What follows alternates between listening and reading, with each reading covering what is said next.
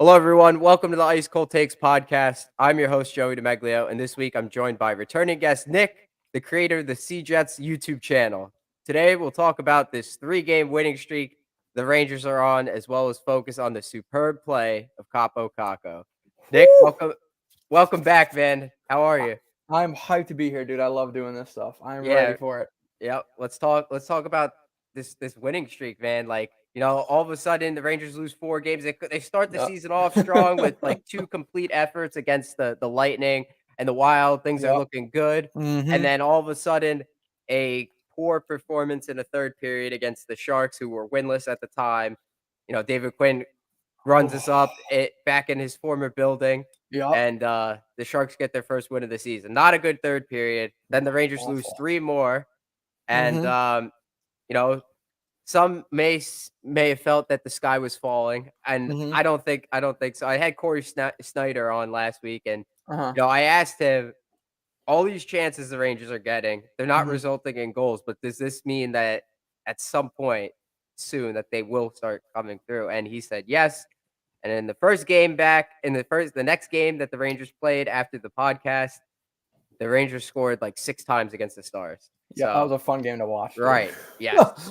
That was I really like that effort. Like, the Mhm. Rangers started off slow in that game, but then they really, really took it to another level. Mhm. Like after the first like maybe 10 minutes, it was just all Rangers at that point. But And they the were Rangers due. have yep. The Rangers have won 3 in a row after losing 4 straight. Before the winning streak, I was listening to Mercogliano's podcast from last week with the Blue Shirts Breakaway Boys, and he was saying the Rangers' expected goals for was more than their goals for. And all that means, if you're not familiar with the analytics or if you don't follow it, the way I understand it is it means that they're probably getting unlucky, that they're getting into the good areas of the ice you want to take Mhm. shots from, and the puck just wasn't going in. And if it makes sense too, like in the last game against the Flyers, we were just talking about this. How many posts did the Rangers hit? 4? Oh, Jesus Christ. More than they freaking should have, dude. That was tough to watch. Yeah, Oh my. 4 or 5 posts. But I think the Rangers are looking good. What does it look like from your perspective? Dude, even when we were losing, as frustrated and as annoyed as I was, you just see things that are clicking at such like at least in the regular season at such a higher caliber than they were last year in the regular season. We know how well the Rangers were in the regular season last year. They were what 1 win off of breaking their regular season record in wins. Yep. But when the Rangers got to the playoffs, at least starting Game 5 against Pittsburgh, they looked like a brand new team. Right, the young guys, Kakko, Lafreniere, Hedel, all took steps to just a whole nother level. And the thing I was most scared about going into this season was that playoff play was not going to carry over, and it has. And it shows, dude. Scoring chance after scoring chance after scoring chance. Trocheck over Strome. I mean, Jesus Christmas, dude. That I had high expectations for Trocheck, and he's exceeded every single one of them. Even if he was pointless to this point, just his play alone and the difference he makes defensively, playing hard, skating hard, forecheck, backcheck, paycheck, he's already made such a difference over Strome. It's absurd, and that's not a shot at Strome. That's just how freaking good Trocheck's been. Yeah, he hasn't been like one of those guys that like the Rangers have got, one of those marquee free agents that like, shows up and then it takes him like 10 games to get going. Yep, Like, remember when we traded for Rick Nash, how long it took for him to get like dude. his first goal or his second goal? Like, it was just a while. And then Marty St. Louis he's too. It took him yep, 10 games. yes, exactly. St. Louis Mm-hmm. was yeah. I knew there was somebody else out there, Mm-hmm. but it's happened before with the Rangers. All the Trocheck time. has fit right in. He Mm-hmm. is not shy about getting on the score sheet, and you love Mm-mm. to see it. Dude, it's awesome. 2 goals against the Stars, a Mm-hmm. couple points I think against the Coyotes. Yep. Um, yeah, he's looked good. The Rangers are like over 50%, well over 50% on Yeah. the faceoff dot. I knew I didn't even say it, Dude, but you knew exactly what I was going towards. Like when's the dude. last time the Rangers were over Oh my god. 50% for faceoffs? I don't think I was Oh my watching god. them. Dude, that's We're a gonna stat boy Steven question, bro. It definitely before my lifetime. I promise you it's not happened in the last 20 years. There's no freaking way. Yeah, like the Rangers are controlling the puck a lot more and it's leading to more scoring chances. Mhm. So when the ice is tilted in the opponent's direction, that's a good thing. It Oh may be yeah, dude. frustrating. It may be frustrating when the puck's not going in, but this is the kind of team that I want to have. I don't want a Mhm. dump and chase team. Oh That's god, that's no. only good for like 5 good scoring chances. Mhm. and is just fortunate enough to capitalize on 3 of them. I don't Yep. want that. I wanna control a game like Yep. how Colorado controls a game, how Mhm. Tampa Bay controls a game. I Mhm. wanna be one of those teams. The Rangers have the talent to do that. Kakko, Lafreniere, like you said, have taken a big step forward this year Yep. so far. And I honestly, I don't care what anyone else says that about, like, the Kakko or Lafreniere is a bust because they haven't gotten on the score sheet too often. Mhm. This is their first year in the top 6, and Yep. they've fit right in there. Oh, dude, It especially Kakko, man. Holy hell, dude. I don't think anybody possesses the puck better than him on the Rangers. It's ridiculous. Maybe Fox. Yeah, Fox, yeah. Mhm. That honestly, he's the only one I'd argue with for that, Mhm. who holds the puck longer. Mhm. Kakko has also had the puck more, like, I Yeah, feel like seriously. Lafreniere and Kakko didn't at points last season, especially early on, there was, like, stretches of games where they would only touch the puck, like, 20 times in a game. If that. If that. If you're touching the puck a whole lot, I mean, you're in a good position. It has to be. It has to mean you're doing something right, Mhm. something better than you were doing last year. I've Right. always thought Kakko was good, but he's just been so much better this year compared Mhm. to years past, and he's confident. Coaches Kakko confidence. Kakko confidence. Coaches giving him, like, all the time he needs. He's not punishing him. Mhm. Remember, like, his first year, um, he plays a game against the Flames. He scores his first goal in, Mhm. like, however many games and gets an assist, but he takes a stupid penalty and David Quinn benches him. Then Larry David went on the Michael K show and was Yes. talking to Don LeGrec and was like, "Why did he bench Kakko in the 3rd period? Come Yep. on, first goal in how many games and Mhm. an assist. He takes a stupid penalty." With Gallant, doesn't happen. Like, Mm-mm. Kakko is flying. Like, Dude, it's actually it's really fun to watch because this is the Kakko that we saw at the World Championships right before we drafted him. The dude that this is like, starting in the playoffs last year. This is a Kaapo Kakko that actually wants the puck. When Quinn was behind the bench, you felt like when the puck was ever on Kakko or Laffy's stick, it was like a grenade. They just wanted to get rid of it because they were so afraid of making a mistake and then not seeing the ice for 2 months. It's getting stuck in the old Quinn doghouse, as it was called back then. Like it's just refreshing to have young players in the Rangers that want the puck, and when they have the puck, they're trying to make plays and they're not afraid that they're going to get screamed at for doing so. It's a nice change of pace.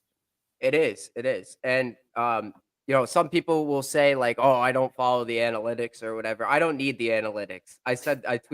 I tweeted this yesterday. Someone made a meme about, like, how Kako is, like, a buster, we're just giving him all these excuses, but, like, listen, this is his first real opportunity to Mm-hmm. do some damage in the NHL, and if you look Seriously. at the statistics, his line does better when he's out there with Kreider and Zibanejad than without him. It's a small Yeah. sample size when he's without them, Mm-hmm. uh, when they're without him, without Kako, but man, they generate, according to Natural Stat Trick, at 5 on 5, the top line of Kreider, Zibanejad, Kako has generated 96 scoring chances and only allowed 51 Holy shit. in 115 minutes and 7 seconds of ice time. Oh my God, dude. That's while Kako only has 3 points this year, but Jesus.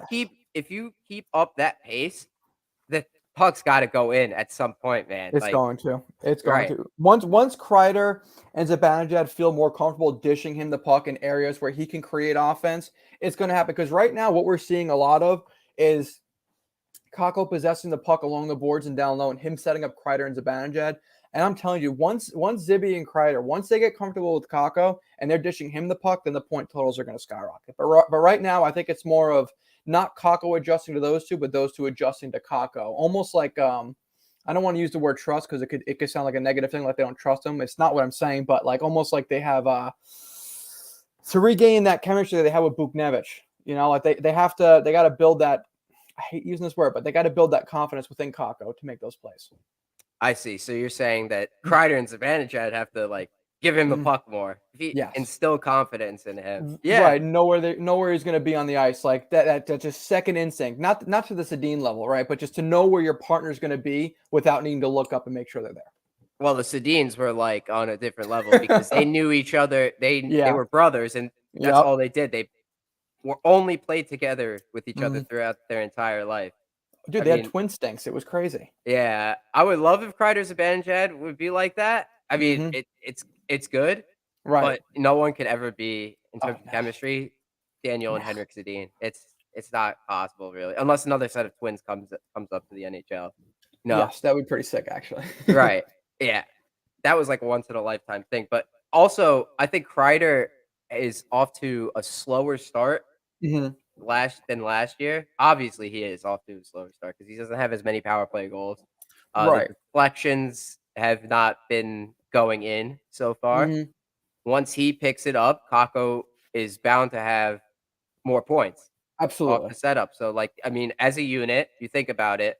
If Zibanejad's the one that always feeds Kakko, or if Zibanejad is the one that always feeds Kreider for the tap in goal, who's getting Zibanejad the puck? Right. Typically, the line mate, the other line mate, Mhm. or Mhm. Adam Fox, of Naturally. course. Um, but Kakko is gonna get his points soon. I feel it, and he's looking good. Uh, we'll go back to him in a little bit, but I want to talk about puck possession. That's that's been the key for the Rangers the past couple Mhm. games. They've owned the puck. They've owned the puck. Like that game against the Flyers was like when we played the Hurricanes last year with Mhm. Georgiev in net, where they Yep. dominated the entire game, but we Yep. won. Yep. Yep. I was waiting for that to happen, the Flyers to score, and for us to get shut out. Thank goodness it did not happen. Dude, I'm not gonna lie to you. That felt like one of those games that you were destined to lose despite outplaying a team. Like it just everything that could have gone wrong offensively went wrong in terms of just the posts, the scoring chances, the missed wide open nets. I think Lafreniere had one where he made a beautiful move, cut across the goalie, and then when he went for the backhand, he shot it across the crease and it dinged the post and just missed. I think that was in the third period too. Just felt like a game that we were going to lose. I'm very glad we stuck out the win, and I got to record a live winning reaction for overtime. Jesus, it's been a while since we had one of those. I'm gonna have to go back and watch that Oh now. my god, Yeah, that one was not one of the louder ones, fortunately. My sister had school the next day in the morning, so we kept it nice and quiet, but ooh, it could have been very loud. right. Yeah, yeah. So did you record for the shootout against the Avs? Oh my god, yeah, that was one of the more vulgar ones in my Oh house. god. That one had a lot more. Let's just say our southern neighbors are a little bit surprised of our northern choice of words. Got to watch uh, games with the windows down. yeah. I mean, for these games recently, I've been working, so Hmm. I haven't been able to fully pay attention to, like, from, like, completely start to finish. Like, I'd say a Right. good, like, 85% of the game I am able to watch. But, Hmm. like, a customer comes in, or Right. I gotta help Right. somebody, and it's like that was when Kreider scored the OT winner, and I just turned and looked at the phone, and there's the lights going off and Kreider celebrating, and I'm like, "Oh, game's over. We won." Right. Nice. Dude, I love it.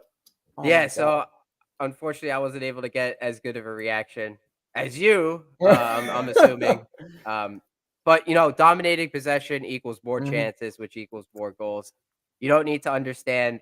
You don't need to understand the charts, the heat maps, the bar charts, the scatter Right. graphs, the scatter Hmm. plots to understand that if you have the puck more, it means you're getting more chances, Hmm. which means you're eventually going to get more goals. Like that's just how it works. Like Right. Exactly. if you have you seen Moneyball? Yes. Okay. One of my favorite movies. Love Moneyball. Hmm. The way I First will Jonah Hill use movie I ever saw. okay. Yeah, that's good. The way I will use and explain analytics is like how it's done in Moneyball. In order to Right. get wins, you need to get runs. And in order to Hmm. get runs, you need to get on base because getting Yep. on base is the most likely you're more likely to score a run if you have a guy on first base, whereas if you have nobody on base. Like you can't just Right. rely on a home run every single time, Hmm. right? Right. Um, so you get on base, you increase your odds of getting runs, and if you have more runs, you're gonna be more likely to win games. So in order to get wins in hockey, you need to score goals. But in Hmm. order to score goals, you need to have scoring chances, Right. which means you need to shoot. The Hmm. Rangers have shot like they've averaged like 35, 40 shots a game, I think, so far this year. I don't know the exact number, but it's up there. It's significantly more than years prior. Yes, That's all you need to know. The Rangers are outshooting their opponents. They're not the ones being outshot like last year. So this is a big change for the team so far this year. it's huge, dude. And it's noticeable too to actually go off that stat you were talking about with these shots. I got it on NHL.com right here. The Rangers are shooting, let's see, shots per game play. Yeah, the Rangers are the fourth. They have the fourth most shots per game at 36 and a half shots per game. See what I mean? Dude, 36. it's a lot of shots on net, dude. If you shoot the puck 100 times, it's got to go in. Exactly. Unless Exactly. every one of those shots is a no screen wrister from the blue line, Mm-hmm. then it's got to go in. Right. So Exactly. the more shots you take, you have to assume that you're getting to different areas of the ice to Mm-hmm. take those shots. Mm-hmm. So if you're getting to the middle and taking the shot, it's more likely to go in than Mm-hmm. a slapper from the point without a Right. screen. Exactly. You know what's crazy too is even though the Rangers have the fourth most shots per game in the league, it still feels like they pass too much sometimes, especially on the power play, dude. On the power play, for sure, I will say Oh that they my pass too much, but I god. do like at 5v5, I do Mm. like that they are cycling it. I Oh love yes, it because it tires. absolutely. The Flyers could not even skate. They No, could not even skate. they were Uh, dog. that was it. Like, the goalie had to come up with a big save. That's it. Hmm. That's all that Absolutely. happened. Hmm. The more you wear down your opponent, the easier it is for you to get into the slot, to make Yep. the cross ice pass, the cross greaser, to Hmm. take the wristers and stuff. Right. Right? So, and the posts, like, Oh they were getting the chances. They just yes. were barely not going in. The Rangers could have Mm. very easily came away with a 4-0 win instead of a 1-0 game win in overtime. Exactly, dude. 100%. 100%. Especially against the Flyers too, a team that's off to a very hot start with a John Tortorella coach team that screams block shots, possess the puck, and we did not allow them to do any of those things. It was actually, I think, a really good game for the Rangers because even though the Flyers at the beginning of the season were expected to be a bottom of the barrel team, if you will, they're still a strong defensive team and a team that can possess the puck. Kevin Hayes was a Ranger for, I think, 6 years. We know how well he can possess the puck, and he's gotten better at it. And yet still, we kept him off the board, and we controlled the puck more than they did. It was, I think, an important game for the Rangers, especially against a divisional rival. I hope that this is the identity of the team. Like, Absolutely. It needs to last be. year, the identity of the team was rely on Shesterkin and Yep. score a power play goal when Yep. you needed it. I Absolutely. I love the team. I Mhm. always will love the team. But this identity, if it is the identity of the Rangers possessing the puck, Mhm. I'm on board with it. I Oh love it. yeah. This is what I want. I want my team dominating possession. I was trying to find a picture of, like, a tilted block of ice to show. I couldn't find a good enough one, but I did it anyways. I posted. I was like, "This is the live look at the Flyers, POV." Like, the Right. the Right. Right. ice from the Flyers' perspective, Yep. and it was just a tilted block of ice. It Mhm. it didn't do it enough justice because the puck was just in their end the entire game, Yep. Yeah. right? Like, Seriously.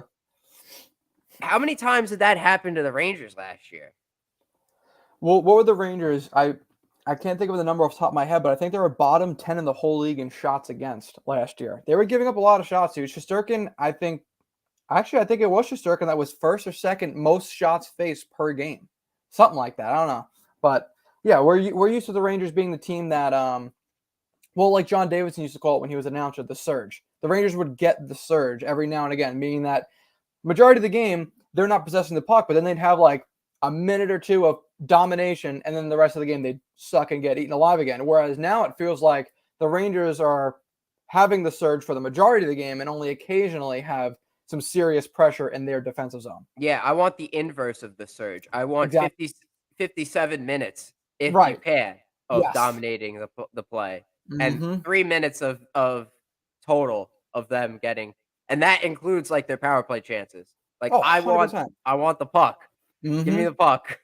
Dude, I think a lot of it has to do with the fact that the Rangers finally have built a consistent roster. I mean, even the Oh, years when the yeah, yeah, Rangers go made their ahead. cup runs, dude, we had the most inconsistent roster ever. Like my childhood, was a lot. I say my childhood, my early teen years was a lot of, oh my God, Marion Gabrick. I love Marion Gabrick. Marion Gabrick was only here for like 3 or 4 years. Like he's my most noted, remembered Ranger, and he really was not here very long. Even Ryan McDonough. Ryan McDonough was up until Adam Fox, the best Rangers defenseman I ever saw live. And yet McDonough was really only here for like 6 or 7 years. Like this Rangers team it's young, it's growing up together, but we've got guys that have been here a long time and are actually playing together. Like long gone are the days of we'd go into a season with maybe like 2 or 3, on a lucky year, 4 core guys that were there the year before, and there's a bunch of throw-in fill-ins like after that. The best Rangers team I ever saw was a 2014 Cup playoff team, where we had a team that was filled with guys that had been here a while with a handful of new guys, and it just worked. After that, and before that, it's just every single year. It's just a mixed bag of guys. And we finally have consistency in the roster, and it's showing with the chemistry, dude. Oh my God, it's fun to watch. If the Rangers could iron out their bottom 6, then it will remind me a lot of that 2014 team. That was such a Dude, balanced team. Every single holy one of our hell. lines was able to hold possession of the puck. Dude, They were able to cycle. absolutely. They were able to get scoring chances. Any Mm-hmm. one of those guys you could put out there, and I'd be confident that we could score a goal. Even the fourth line. Yep. Dude, that fourth line was freaking awesome. It was Dominic Moore and Brian Boyle. So, and this is a little strategy they ran where one of them would purposely get thrown out of the faceoff dot on an icing to like kill a little bit of clock, get like extra second arrest. Whereas like that's huge. Like you have 2 guys that are well over 50% the faceoff dot, and then you had either Carcillo or Dorsett. So a mother effer on the fourth line playing with them, dude. Just God, that 2014 team was awesome. Each line had an identity. Like it didn't need to be a team identity. Each line you put out there, you knew what they were going to do, and they were going to do it 150%. And it just, I feel a lot of that energy coming with this Rangers team, and that we can get the fourth line and maybe a piece of that third line figured out, and we have a strong bottom 6. I think the Rangers are going to be a scary team this year. Yeah, and that we could kind of segue it into the next topic, like the concerns that we have for the team. I think you wanted to talk about the bottom 6, and I Yes. just mentioned that. So let's go with that first. The Mm. bottom 6 is the combination. I think Gallant is doing a really good job so far Mhm. this year of putting together the combinations. Like the right players Right. are out there. Like Kakko is in the Mhm. top 6, Lafreniere is in the top 6. Those Yep. guys need to be there. Last Absolutely. year they didn't get much of a chance up Mm-mm. there. And, Mm-mm. it's good to see that he's finally he's not too stubborn. Even Jones is out there, and, like, if he has an off game, sure, you put Hayek in for a game or 2, but, like, Jones Right. has stepped it up in the past couple games, and so he's Absolutely. rewarding him. He's not taking him out. Exactly. I say this, and then he's gonna take him out, but, like He won't play tonight. right. I think he's supposed to be in tonight against Boston. Fingers Lady crossed. Liberty jersey debuts, by the way. Hell I yes, can't it wait. is. I can't wait. I'm excited. But yeah, Gallant has done a good job of putting the right players out there. And Yes. also, this past Saturday, I think we saw our best energy bottom 6, like fourth line or third line, Mhm. whatever you want to call it. Like Blais and Gauthier were outstanding against the Stars. Dude, Outstanding. it's been freaking awesome watching Gauthier. Holy hell. Yeah, I know people want to say like, "Oh, Gauthier sucks because he can't put the puck in the back of the net." But the guy draws penalties. He Seriously. constantly Yep. puts your team on an advantage. Yeah, he may Mhm. take a penalty here and there, a stupid one in the offensive zone. He's always in on the forecheck. He's a perfect fourth liner. Why wouldn't Absolutely. you want this guy in the lineup? I agree 100%. Actually, to tell you the truth, I was sitting here just thinking the other day that honestly, the perfect fourth line for the Rangers, if the third line can get a little bit of help, the perfect fourth line for the Rangers going into the playoffs would be Blais, Gaudreau in the middle, and on the right side, Julian Gauthier. But Gauthier's got to play Yeah, consistent. He can't fall asleep like he did last year and lollygag around the ice. He's got to keep the energy he has now later. right. Yeah, I think that's kind of what they wanted. If I had to Mhm. take a guess, I have no idea for sure, but if I had to Mhm. take a guess, that's stuff they want him to iron out that stuff in the minors. That's why they Right. started him out there. Like, you know, Absolutely. He was Kravtsov, dominant, dude. yeah, Oh my Kravtsov god. needs to be on the team because I think so. yeah. I I hope think so. I hope he could, catch a break finally. Whenever he Mhm. comes back from his injury, I hope he could catch a break and Mhm. start feeling more comfortable because it's been so far. It's just been in the lineup, out of the lineup, in the lineup, Yep. out of the lineup. Not because he's been scratched, but maybe one game he was healthy scratch, but like Mhm. he's taking these big hits, and I'm not gonna say he's a soft player. Mhm. Uh, Mhm. it just happens. Like no, like It's bad luck. Bad luck. bad. Yeah, I'm gonna say that. Yeah, I'll say it's bad luck. Like I'm not ready to give up on him yet. Heck no, It and he looked really good right before he got hurt again, like, he really, needs like, comfortable.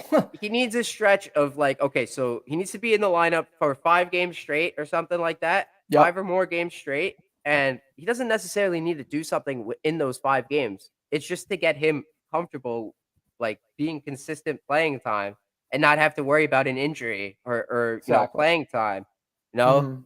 And then after those 5 games, in the next 15 games after that, that's when you have to look for, if he's gonna make an impact or not. If he's still not comfortable, then, maybe it's time to move on from him. But, like, Right, and teams will take flyers on him. We got what did it cost us to get Frank Petrano last year? We pretty much got him what was it, just a 4th round pick or a 5th round pick, right? yeah, a depth So, pick. and Frankie Petrano, I mean, oh god, it would've been awesome if we coulda kept him this year because I'm a huge Vetrano guy, but, if Vitaly Kravtsov does not work out and the Rangers do need to make a move at the deadline, you could see him being a piece they move for someone similar to Vetrano, like a middle 6 forward that could score, that forechecks, just plays the game hard, it can jack of all trades, master of none, kinda like Maybe how Frankie Petrano is. Adam Lowry from Winnipeg, maybe?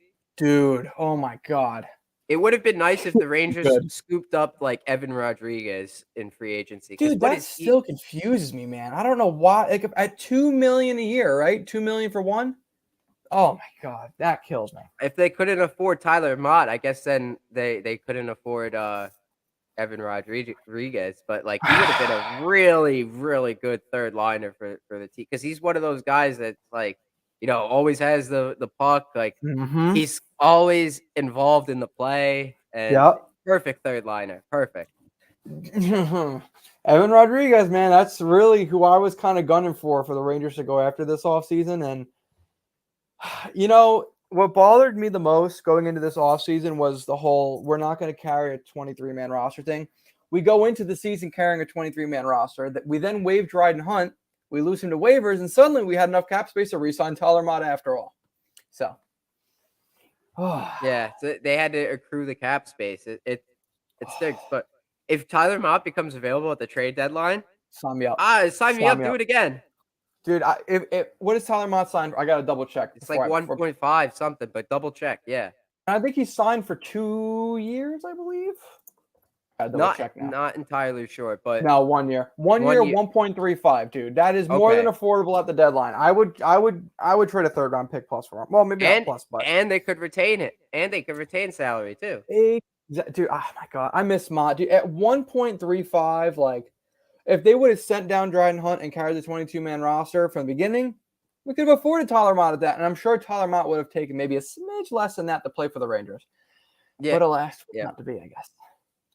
It's too early to start thinking about the trade deadline, but it's just Yes. looking ahead to see what you could possibly do to iron out that bottom Mhm. 6 there. Absolutely. Because I honestly, dude, they're only yeah. one winger away, I think. One winger in that bottom 6, and I think we're fine. I do like that VZ is very good Yes. defensively. Like the stat, I don't know if it's changed, but he was like the last remaining Rangers forward to not be on the ice for a goal against at even strength or at 5v5. One of those two. Really? Yes. I Yes. believe that though, dude. He's been so solid. I feel like every time he's on the ice, it's not really even scoring chances against. They should give him more penalty killing time. He only got 26 Yeah, seconds in the last game. Like, I agree with that. Well, I think it was on Jay Fresh's. I want to say it was Jay Fresh's model that his penalty killing efficiency was 100% or something like that. And that like I don't know exactly how he does the statistics, but he does them 0% to 100%. And yeah, VC's penalty kill was at 100% if I recall correctly. It was ridiculous. He was with the probably Devils really last year. small probably really small sample size, but, like, the Rangers should Right. definitely be using guys Oh like yeah. VZ, Hmm. Kakko a little bit Yes. more.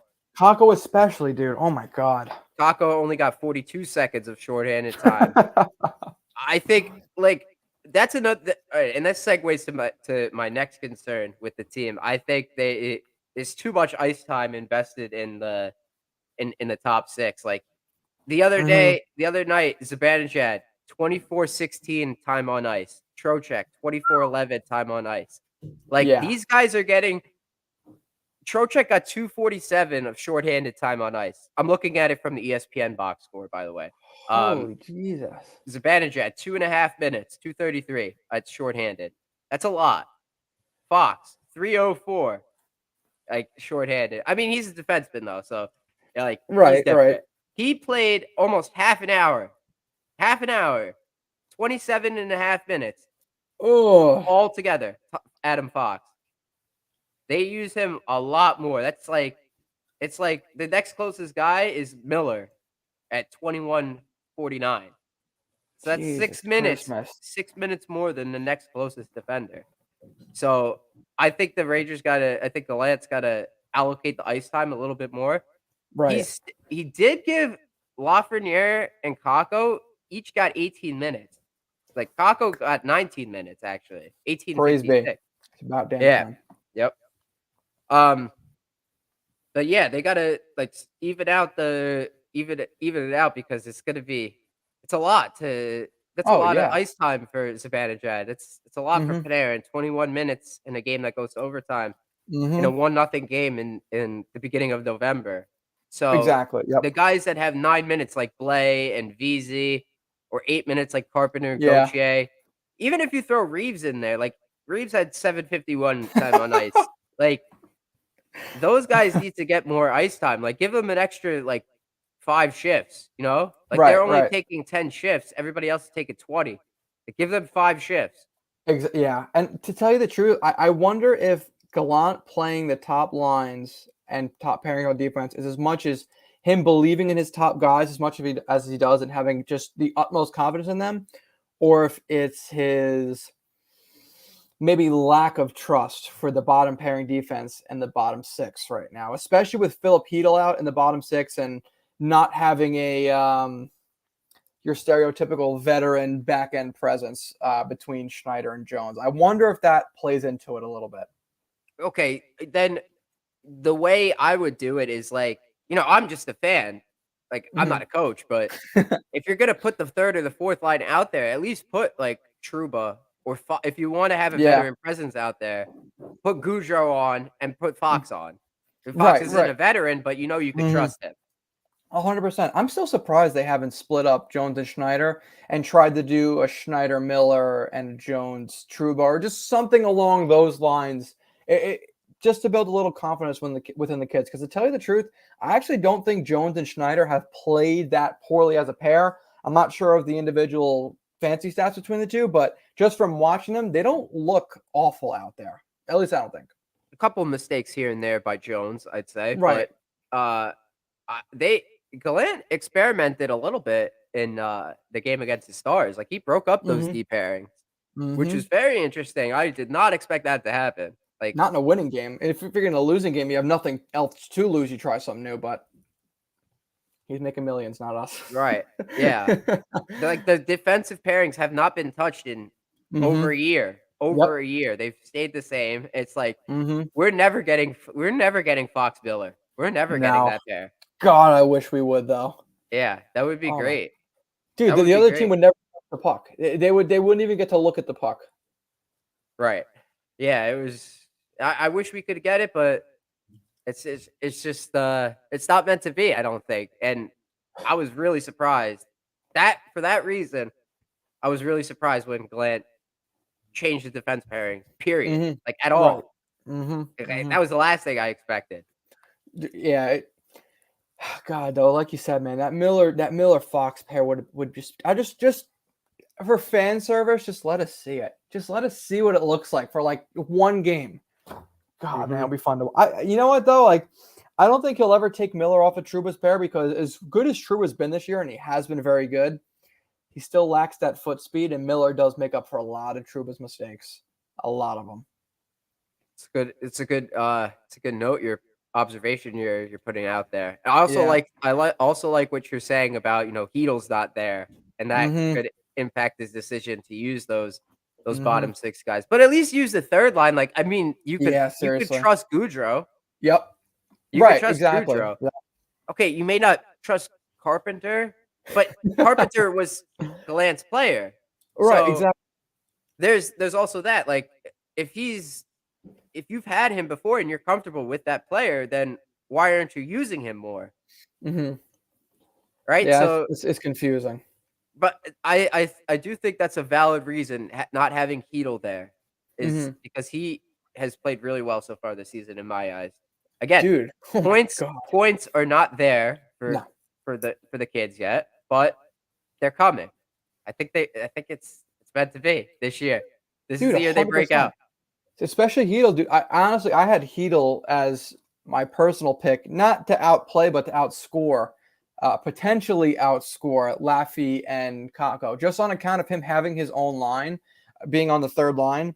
And when Heedle was out there, if Kakko and Laffy were not on his line, then Heedle was going to be the guy, and the offense on that line was going to be run through him.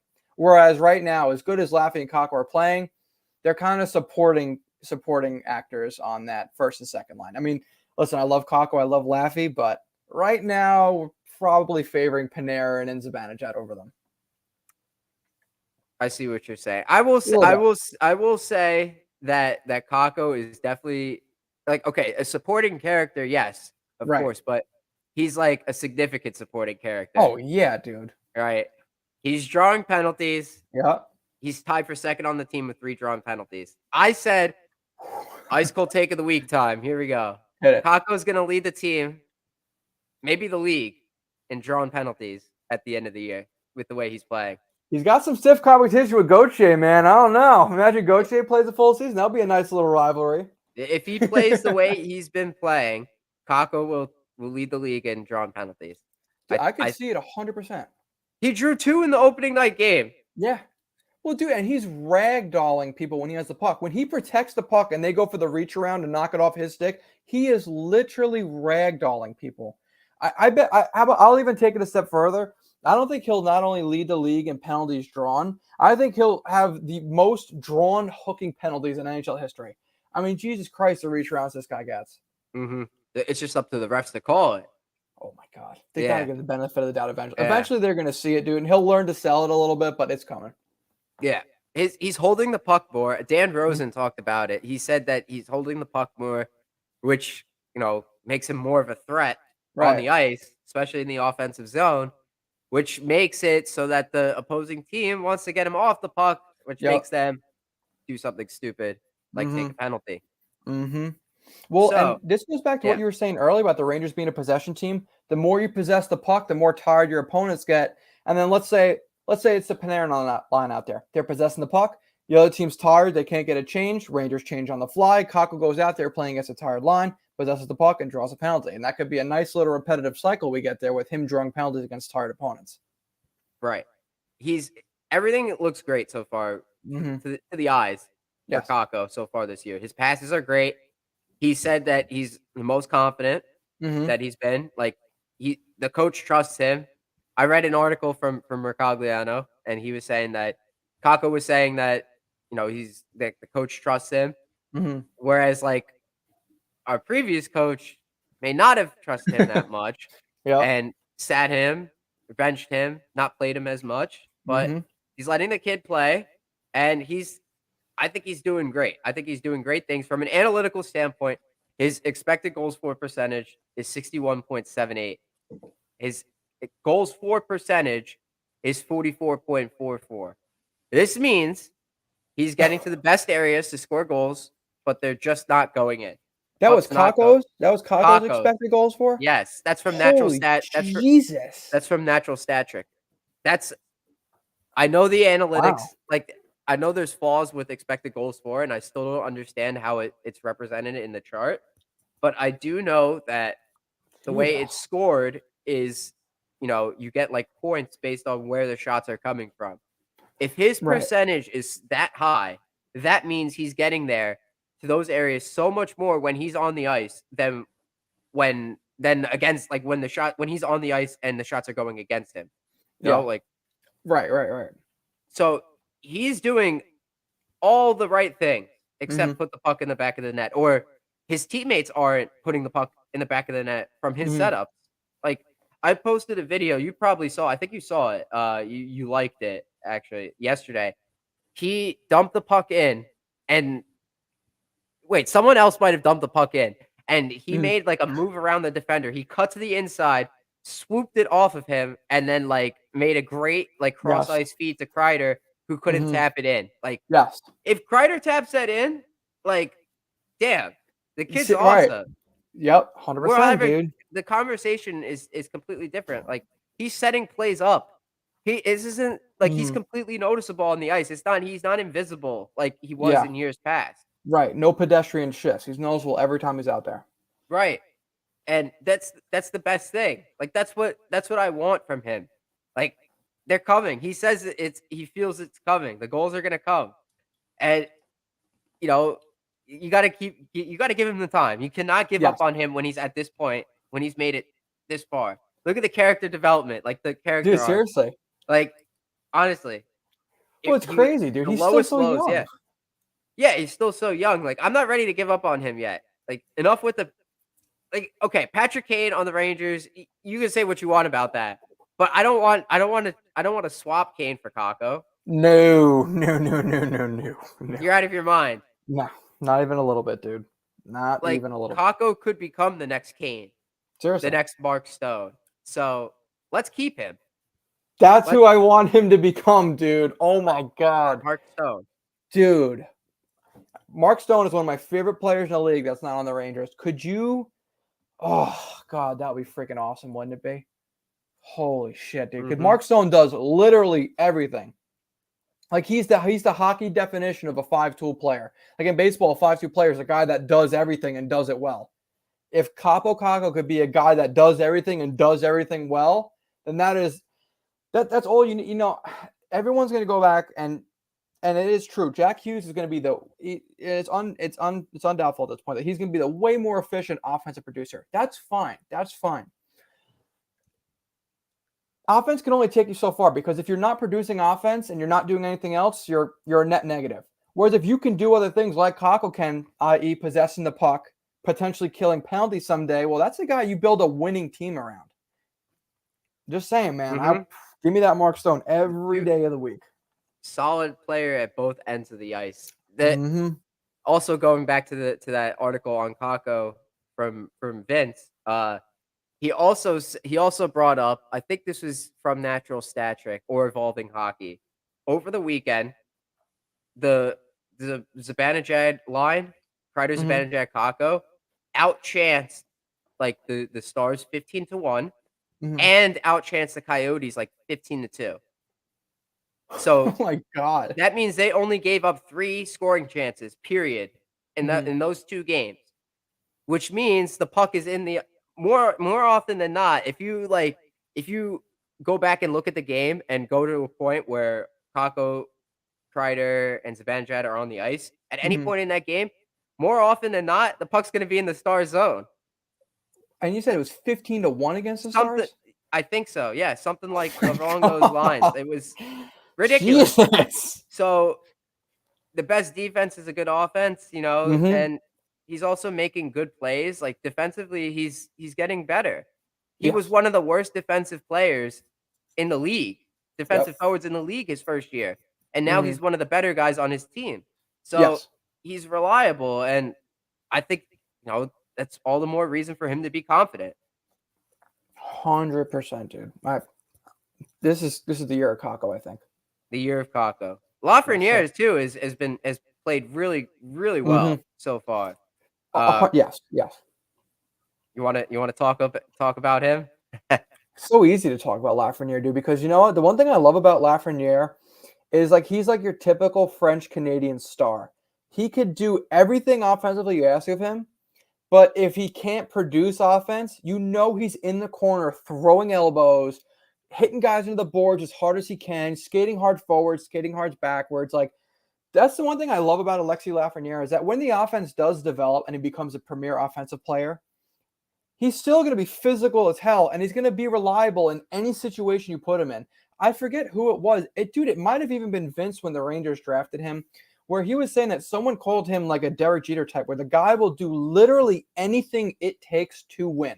And that includes doing crazy stuff like what Messier would do. I mean, this is the 90s, but like little sneaky little elbows in the corner, just doing whatever it takes to win a game. And I see that in Lafreniere. Like this guy, he was a leader everywhere he's been. And I do think that one day that he will don the sea for the New York Rangers. I think that day it's going to come eventually. At the very least, a letter, because I don't know, this for a guy as talented as he is, he has very he has a lot of blue collar, like what do you call it? Like blue Qualities. collar blue collar, like the guy just works hard everything he does. I've never seen Lafreniere, at least not this season, come out there and have a shift where it's like, oh wow, I didn't realize he was on the ice, because he's always doing something. I think he led the Rangers in takeaways per 60 last year. I think I could be wrong on that. That was on Hockey Reference, but dude, like, no longer a bust. Get that bust conversation, just throw out the damn window, because I am loving the way these kids are playing. They're committed for the win, and I love it.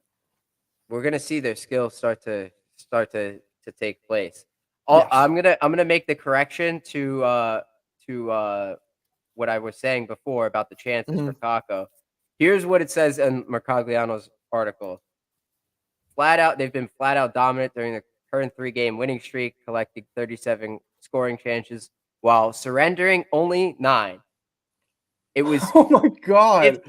It was in 2 of those wins, Saturday in Dallas and Tuesday against the Flyers, not Sunday against the Coyotes. Saturday in Dallas and Tuesday against the Flyers, they outchanced the opponent 15-1 and 15-2 respectively. That line, Kakko, Zibanejad, and Kreider, like that line, and that of course that comes can't be split up. Once again, that comes from Mercogliano. Shout outs to him, dude's awesome. Put the Patrick Kane talks to bed. I would love Patrick Kane, dude, but if that line is that efficient right now, you do not break them up. Do not.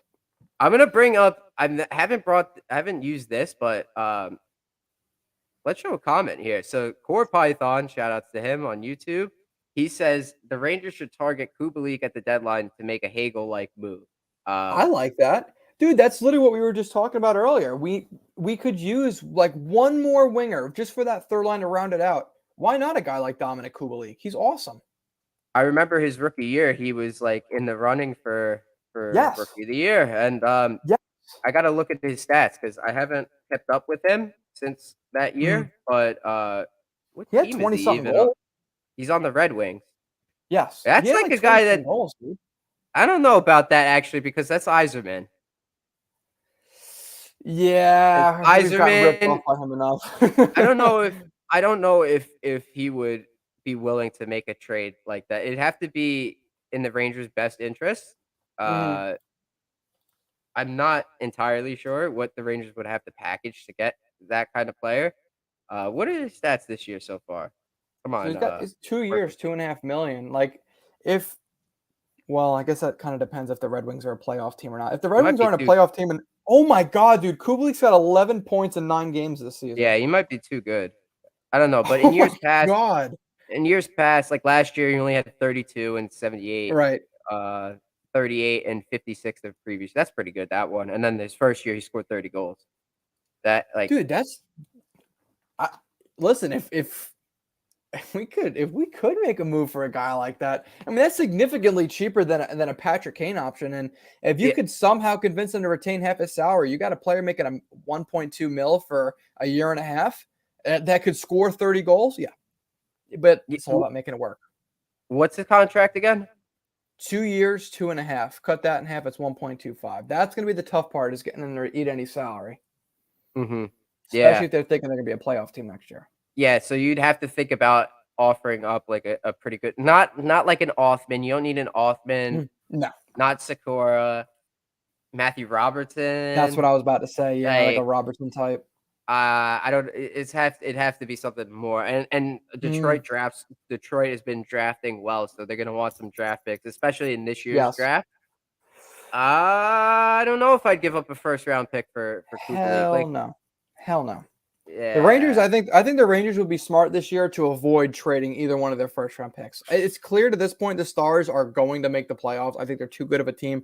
If they do fall off and we do get a pick in the top 15, I forget what is it? It has to be like an actual top 3 pick, right, for the Stars pick to get bounced the next year. It's got to be. I think it's like if they miss the playoffs. I think if it's a lottery, and then it bounces. And then it bounces. Yeah. Oh wait, Okay. no. Actually, I think it's top 10 protected. Top Uh, 10.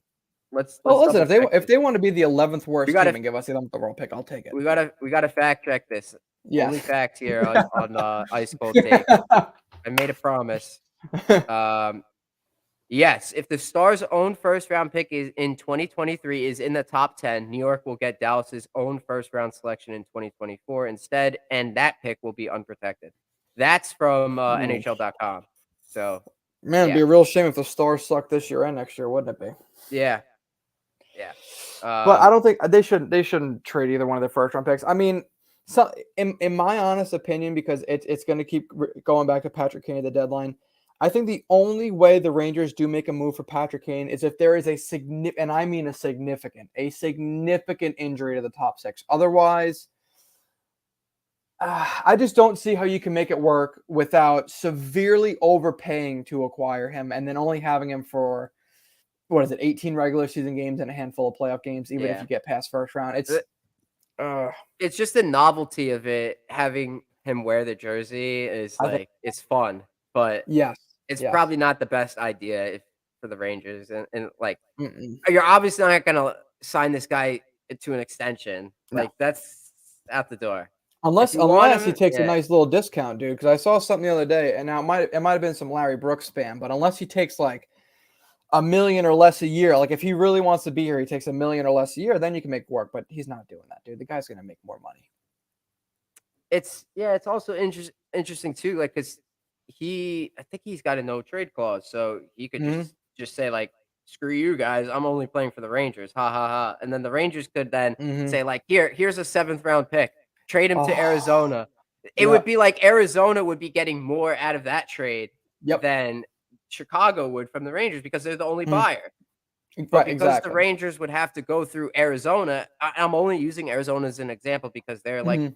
like a cap, Right. like what's the word for it? Like, They could eat the salary, like they they have could so eat much this, cap space. yeah, yeah, Mm-hmm. like as one of those teams, like um, I forget the word for it. I'm not even gonna try, but yeah, they're one of those teams that could eat the salary, and you know, that's a good thing for that's how it would work out for the Rangers if they wanted to make that Right. trade. Which, Mm-hmm.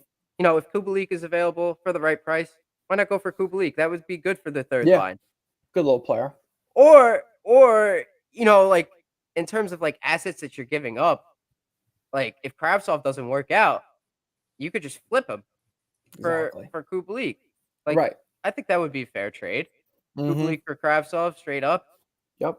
And then Uh, Krasov turns to the next Valerie Nichushkin, and then that's just the Rangers' history repeating itself. Python also says he's more interested in Taze because then Heedle can play the wing and dominate. Taze is a third line center. Ooh, okay.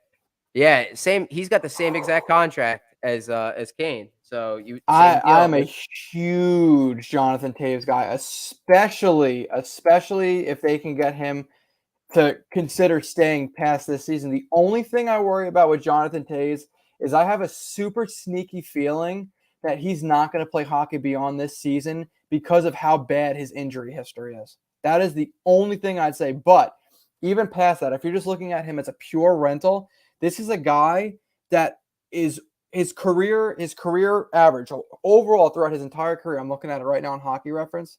His career faceoff percentage is 57.1%. He is almost 63% this year alone.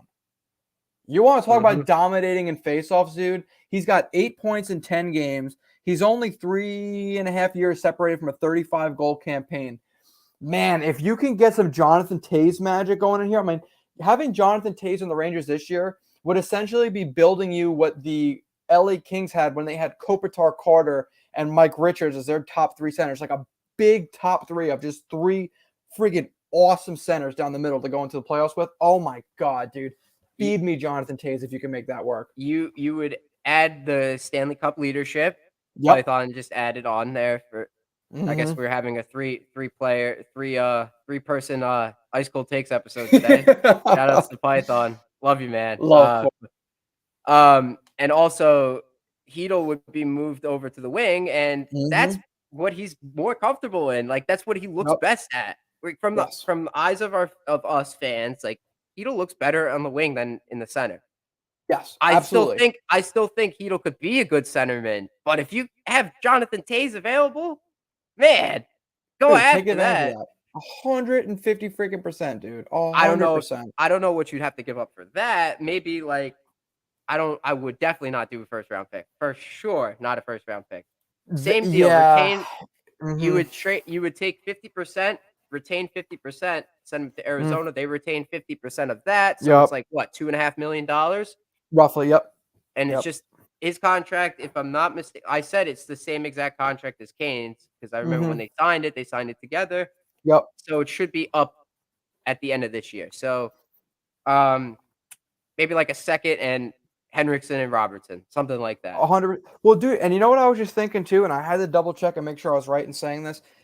Jonathan Tays, his most successful years, his line mate was a little guy named Brandon Saad. Yeah. Someone whose numbers kind of reflect the young Filipino's numbers a little bit. And who knows? You put a guy like Filipino with Jonathan Tays, and well, you might have struck gold there, dude. Imagine Heedle, Taves, and Julian Gauthier just buzzing. That's your third line. So they're matched up with the other team's third pair defense. That's pretty scary if you're lining up against the Rangers in the first round of the playoffs and you line up your third pair defense with Heedle, Tays, and Gauthier. Hmm. Yeah, sign me up for that. I'm good. You got me sold there. You What's got me his? sold. I'm looking at his possession metrics now, like on here. Mm, Okay. For his career, Corsi for percentage, 54.7%. The last 2 years, I won't put too much weight on that because the Hawks suck. yes, and he hasn't Um, had real line mates. right. I would imagine. Rate metrics. Let's see. Where's the expected goals for stuff? Oh, here it is.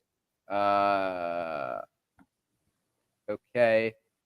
Um, pretty good Yeah. for his career. 379.3 to 360.8 goals for to goals Hmm. against expected wise. That's Yep. pretty good. Uh, we know, like, okay, when's the last time he was in the playoffs?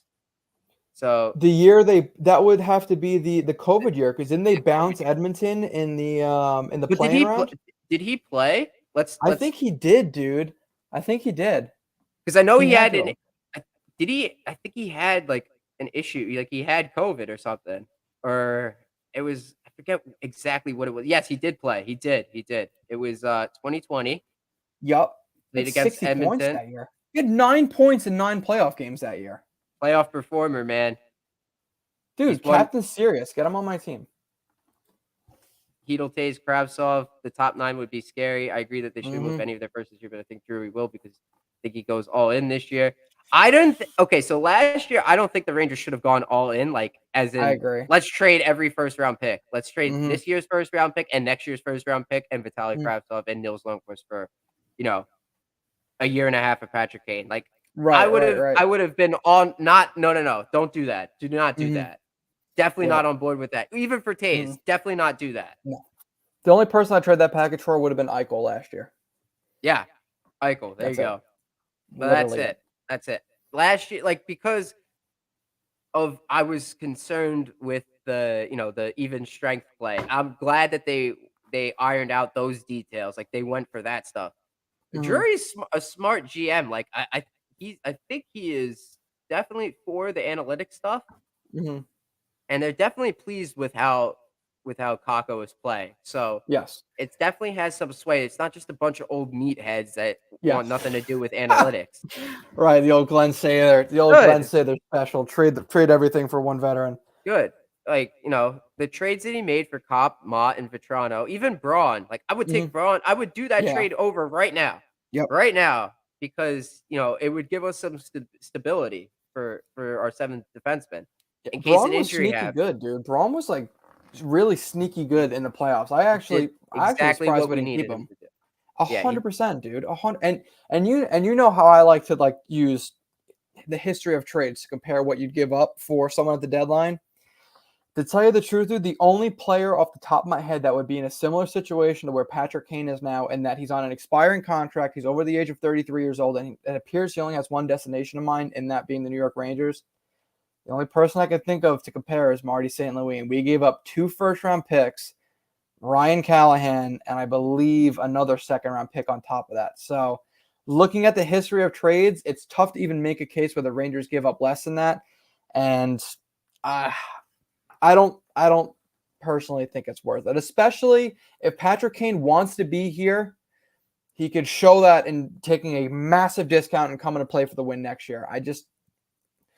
We talk too much about how good the young guys are playing in the top six. I think it would be silly to give up big pieces today for a guy you can just get tomorrow without giving up assets.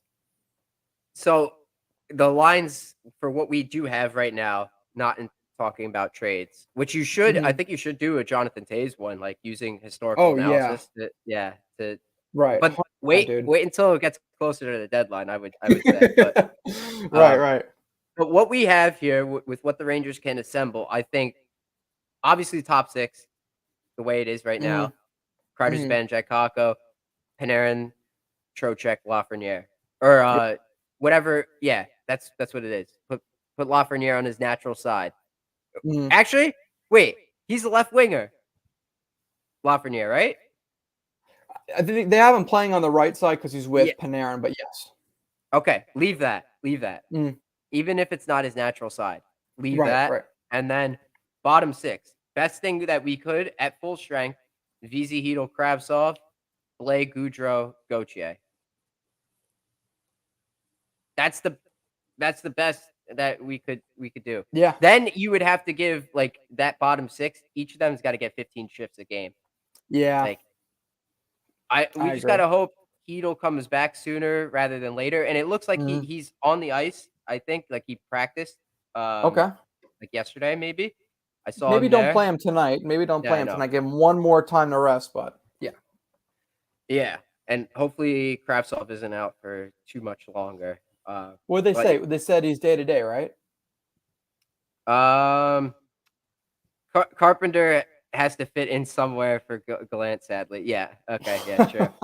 And Reeves eventually. Oh Yeah, gosh. and Reeves too. But Reeves is good for like 40 games. Like he's there when we need Yeah, him. Like, absolutely. let's say something bad happened last night, or Mm, not last night, against the Flyers. mm, That would have been a terrible look if Gallant didn't throw him out there.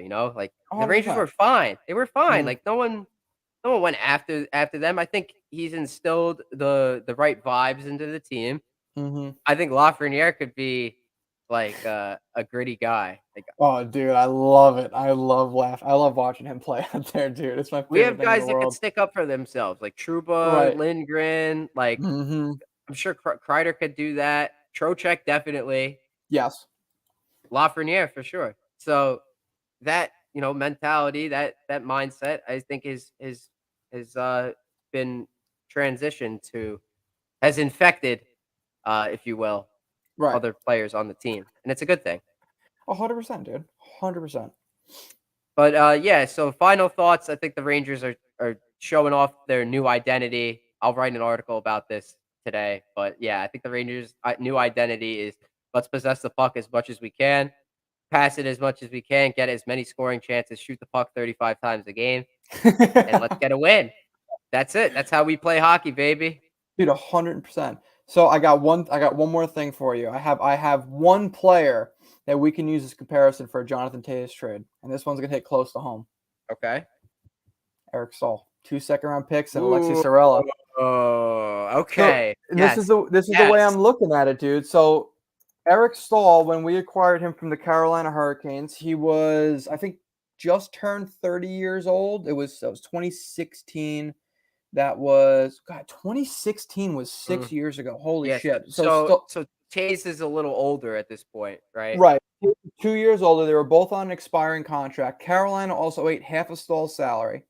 It cost us 2 second-round picks and Alexi Sorella.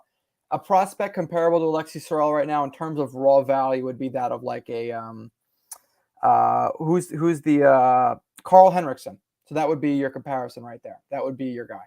So 2 second-round picks, Carl Henriksen, and then you get Tays at 50% salary I retained. think I think Sorella had a lot more potential than Henriksen does. Like, Henriksen Absolutely, he did.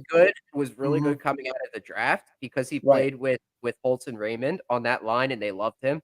and he was Right. great for them, but he hasn't been as good or as noticeable. I haven't heard much about him since uh he was drafted, since like, Colts and Raymond were drafted.